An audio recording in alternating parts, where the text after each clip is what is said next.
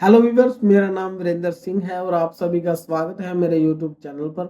आज की इस वीडियो में मैं आपको सिखाने वाला हूं कट कॉपी पेस्ट ऑप्शन के बारे में। इसके बाद हम सीखने वाले हैं कि कैसे हम माइक्रोसॉफ्ट वर्ड में एक फॉर्मूला का यूज करके रैंडमली टेक्स्ट इंसर्ट करवा सकते हैं। साथ ही में हम सीखने वाले हैं फॉर्मेट पेंटर को, जिसका यूज करके हम अब माइक्रोसॉफ्ट वर्ड में अपना बहुत सारा टाइम बचा सकते हैं। तो चलिए शुरू करते हैं इस वीडियो को और सीख लेते हैं इन सभी ऑप्शंस के बारे में। तो हमने माइक्रोसॉफ्ट वर्ड को ओपन कर लिया है। इस वक्त हम माइक्रोसॉफ्ट वर्ड की स्क्रीन पे हैं। तो सबसे पहले हम सीखेंगे कि कैसे हम माइक्रोसॉफ्ट वर्ड के अंदर रैंडम टेक्स्ट को इंसर्ट करवा सकते हैं प्रैक्टिस करने के लिए।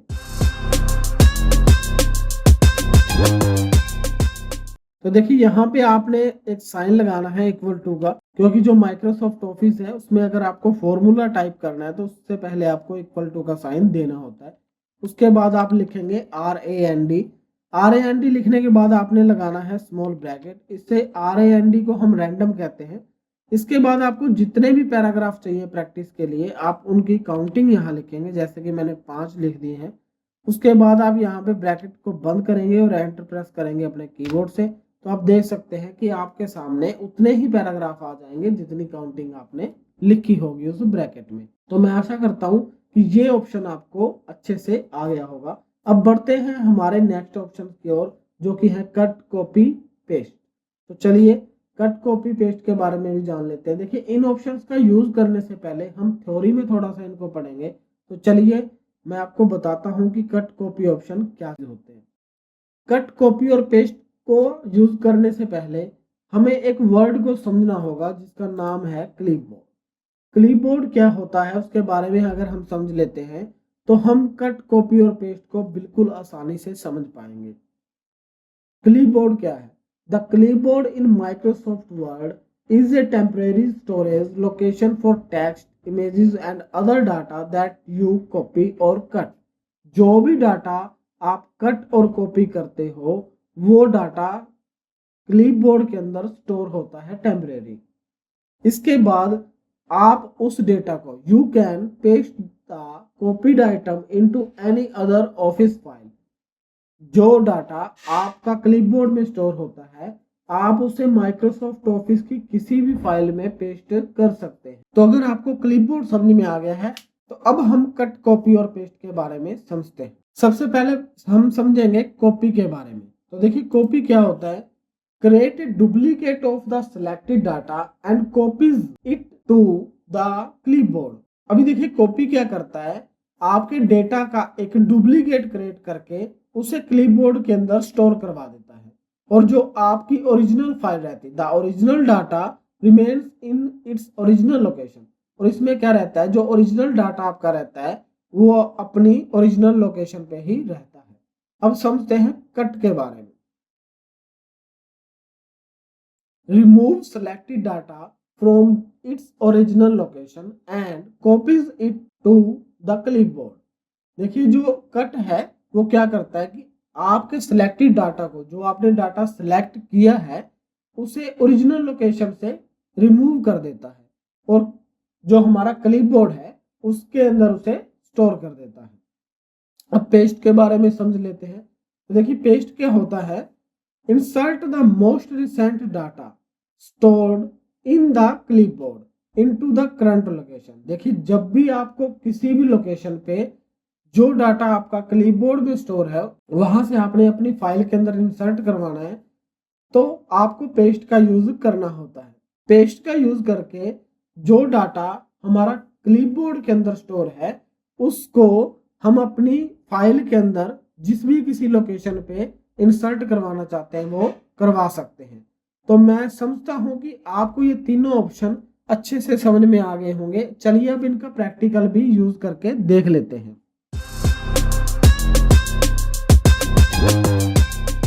तो देखिए हम दोबारा से अपनी माइक्रोसॉफ्ट की उसी पुरानी वाली फाइल पे आ गए जिसमें हमने 5 पैराग्राफ एक फॉर्मूला की मदद से इंसर्ट करवाए थे। तो यहाँ पे आप पहला जो पैराग्राफ देख रहे हैं इस पैराग्राफ को मैं सिलेक्ट कर चुका हूँ। इस सिलेक्ट किए हुए पैराग्राफ को मैं यहाँ से कॉपी ऑप्शन पे क्लिक करके कॉपी कर लेता हूँ। तो देखिए यहाँ पे जो मैंने कॉपी ऑप्शन पे क्लिक किया तो कुछ भी मुझे नज़र नहीं आया, कुछ भी इफ़ेक्ट नहीं हुआ। लेकिन यहाँ पे आपको उसका इफ़ेक्ट नज़र नहीं आएगा। अगर यहाँ पे आप देखें होम टैब के अंदर एक नीचे ग्रुप आता है क्लिपबोर्ड, यहाँ पे एक सिंबल आपको नज़र आएगा, इस पे अगर आप क्लिक कर लेते हैं तो अब जो भी चीज़ें हमने कॉपी करी हैं वो यहाँ पे आपको दिखाई देने लग जाएंगी। अगर उनमें से किसी भी ऑप्शन को हम पेस्ट करते हैं तो वो यहीं से पेस्ट होती हैं। अब देखिए पेस्ट ऑप्शन पे क्लिक करेंगे तो जो डाटा हमने कॉपी किया था उसका एक डुप्लीकेट क्रिएट होके वहां पे आ जाएगा जहां आपका कर्सर है इस वक्त।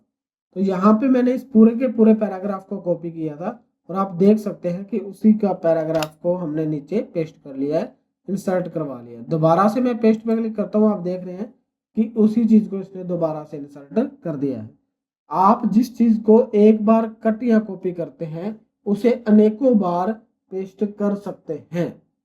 अब समझते हैं कट के बारे में। अब देखिए यहाँ पे मैंने दो पैराग्राफ ले लिए एक ही जैसे, तो मैं इन दोनों जो पैराग्राफों को यहाँ से हटा करके यहाँ पे जो ऊपर वाला पैराग्राफ है, फर्स्ट पैराग्राफ है, इसके पास लेके जाना चाहता हूँ।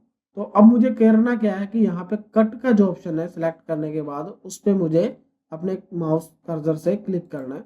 तो मैंने देखिए यहाँ पे अभी क्लिक कर दिया तो ये जो डाटा हो गया है रिमूव, यहाँ से ये जो डाटा मैंने सिलेक्ट किया था वो यहाँ से रिमूव हो चुका है, जो कि हमने अभी कट के बारे में समझा था कि ये क्या करता है, आपके सिलेक्टेड डाटा को रिमूव कर देता है ओरिजिनल लोकेशन से, और जहाँ कहीं भी आप उसे लेके जाना चाहते हैं अब वहाँ पे हम इस पे क्लिक करेंगे तो उस लोकेशन पे हम क्लिक करेंगे और पेस्ट पे क्लिक करने से यह डाटा वहाँ पे मूव हो जाएगा। तो आप देख सकते हैं कि यहाँ पे ओरिजिनल लोकेशन थी, यहाँ पे मैंने उन दोनों पैराग्राफ को रखा था और उसके बाद जब मैंने कट किया तो वो वहां से रिमूव हो गए थे, और जब मैंने पेस्ट किया तो वो वहां से रिमूव तो हो गए थे लेकिन यहाँ पे वो आ गए हैं। अब समझते हैं क्लिपबोर्ड के बारे में। देखिए अगर आपको यहाँ पे कोई पुराने वाला डेटा जो आपने पहले से ही कोई कॉपी कर रखा है वो क्लिपबोर्ड के अंदर स्टोर रहता है टेम्परेरी तौर पे। अब उनमें से भी अगर आपको किसी फाइल को यहाँ पे पेस्ट करवाना है तो जैसे यहाँ पे मैंने एक फाइल बनाई थी तो मैं उसको पेस्ट करवा के देखता हूँ। मैंने क्लिक किया तो आप देख सकते हैं कि वो पुराने वाली जो मैंने कॉपी फाइल करी थी वो भी यहाँ पे पेस्ट हो रही है। मतलब क्लिपबोर्ड पे आप पुराने से पुराने डेटा जो अभी तक इसमें स्टोर है उसको भी पेस्ट करवा सकते हो अपने फाइल के अंदर। ऐसा नहीं है कि जो आपने अभी कट किया है सिर्फ ये उसी को पेस्ट करेगा। क्लिपबोर्ड के माध्यम से आप पुराने वाले डेटा को भी यहाँ पे पेस्ट करवा सकते हो, लेकिन वो यहाँ से क्लियर नहीं होना चाहिए, यहाँ पे होना चाहिए। तो अब हम समझते हैं फॉर्मेट पेंटर के बारे में। फॉर्मेट पेंटर का यूज करने से पहले हम फॉर्मेट पेंटर की डेफिनेशन को समझ लेते हैं कि फॉर्मेट पेंटर आखिरकार होता क्या है। तो देखिए फॉर्मेट पेंटर जो है वो क्या चीज है उसके बारे में जानते हैं। The format painter is a tool. Format painter क्या है, एक टूल है that lets you copy and apply formatting to multiple piece of text और graphic in Microsoft Office application. ये क्या करता है, जो भी डाटा आप सेलेक्ट करते हैं उसके ऊपर जो भी फॉर्मेटिंग है उसे मल्टीपल टेक्स्ट या ग्राफिक पे आप इंसर्ट करवा सकते हो, अप्लाई करवा सकते हो। तो चलिए अब इसका प्रैक्टिकल यूज भी करना सीखते हैं कि कैसे आखिरकार ये वर्क करता है।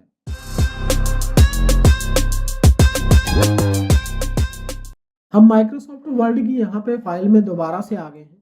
अब इस फाइल के अंदर मैं ये जो पहले वाला पैराग्राफ है इसके अंदर कुछ चेंजेस कर देता हूँ, इसमें कुछ फॉर्मेटिंग अप्लाई कर देता हूँ। जैसे मैंने इसका कलर चेंज कर दिया, इसकी जो फॉन्ट है वो मैं इसे टाइम्स न्यू रोमन कर रहा हूँ, बोल्ड कर देता हूँ, इसका थोड़ा सा डार्क हो जाएगा ये, और साइज में भी मैं इंक्रीमेंट दे रहा हूँ, मतलब साइज को भी मैं ग्रो कर रहा हूँ। अभी यहाँ पे आप देख सकते हैं कि मैंने इसका साइज 12 कर दिया है। फॉन्ट स्टाइल जो है वो फॉन्ट फेस है जो वो मैंने यहाँ पे टाइम्स न्यू रोमन कर दिया और बोल्ड भी अप्लाई कर दिया, इस पे कलर भी इसका चेंज कर दिया। अब यदि इस वाले पैराग्राफ की फॉर्मेटिंग को मुझे किसी दूसरे पैराग्राफ पे अप्लाई करना है एज ए टीच, तो उसका यूज करने के लिए हम फॉर्मेट पेंटर का यूज करते हैं। आपको इनमें से किसी एक कैरेक्टर को, एक लाइन को या पूरे पैराग्राफ को सिलेक्ट कर लेना है। उसके बाद यहाँ पे जो ऑप्शन है फॉर्मेट पेंटर, इस पे आप क्लिक करेंगे। क्लिक करने के बाद आपका जो कर्सर है वो एक ब्रश में चेंज हो जाएगा। अब जिस किसी पैराग्राफ को इसके जैसा आपने बनाना है, जिसके ऊपर ये फॉर्मेटिंग अप्लाई करनी है, उसको सिलेक्ट कर लीजिएगा। तो आप देख सकते हैं कि जो स्टाइल इस पे था सेम एज इट इज उस पैराग्राफ पे हो गया जिसे आपने सिलेक्ट किया है। लेकिन अब यहाँ पे समस्या ये है कि अगर हम इसका यूज करते हैं तो ये सिर्फ एक ही बार में यूज होने के बाद खत्म हो जाता है। लेकिन अगर कोई व्यक्ति यह कहता है कि भाई मुझे एक पैराग्राफ छोड़ छोड़ के बीच में सभी पे अप्लाई करना है ये सेटिंग, तो तब ये मेरे लिए मुश्किल हो जाएगा, क्योंकि अगर सभी को करना है तो फिर तो मैं इसे सिलेक्ट करके फॉर्मेट पेंटर पे जाने के बाद इसे सिलेक्ट कर लूंगा तो ये सारे के सारे ऊपर अप्लाई हो जाएगा। लेकिन अगर मुझे एक पैराग्राफ बीच में से छोड़ना है और दूसरे पे करना है तो तब यह काफी मुश्किल हो जाता है हमारे लिए। तो इसका यूज कैसे करेंगे, देखिए किसी भी टेक्स्ट या लाइन को सिलेक्ट करेंगे, फॉर्मेट पेंटर पे अब की बार एक सिंगल क्लिक की बजाय डबल क्लिक करेंगे, उसके बाद ये एक्टिवेट हो जाएगा और जब तक आप इसे वहां जाके टर्न ऑफ नहीं करोगे ये वर्क करता रहेगा। ठीक है, देखिए अभी ये वर्क कर रहा है। तो अगर मुझे इसे टर्न ऑफ करना है तो दोबारा से इस पे जाके मुझे इस पे एक सिंगल क्लिक कर देना। अब देखिए कि ये जो सेटिंग्स थी वो अब नहीं करेगा, अब किसी पे फॉर्मेटिंग अप्लाई नहीं करेगा। तो मैं आशा करता हूँ कि ये जो सारे ऑप्शन है, cut, copy, paste, format painter, text को इंसर्ट करवाना रैंडमली, ये सारे ऑप्शन आपको समझ में आ गए होंगे। अगर नहीं समझ में आए हैं तो आप मुझे कमेंट करके इसके बारे में जानकारी ले सकते हैं। जो आपको पार्ट समझ में नहीं आया होगा उसे हम डिटेल में समझने की कोशिश करेंगे। और अगर आपको वीडियो अच्छी लगी है तो प्लीज़ वीडियो को लाइक कर दीजिए। आप सभी का मेरे चैनल से जुड़े रहने के लिए बहुत बहुत धन्यवाद, मेहरबानी।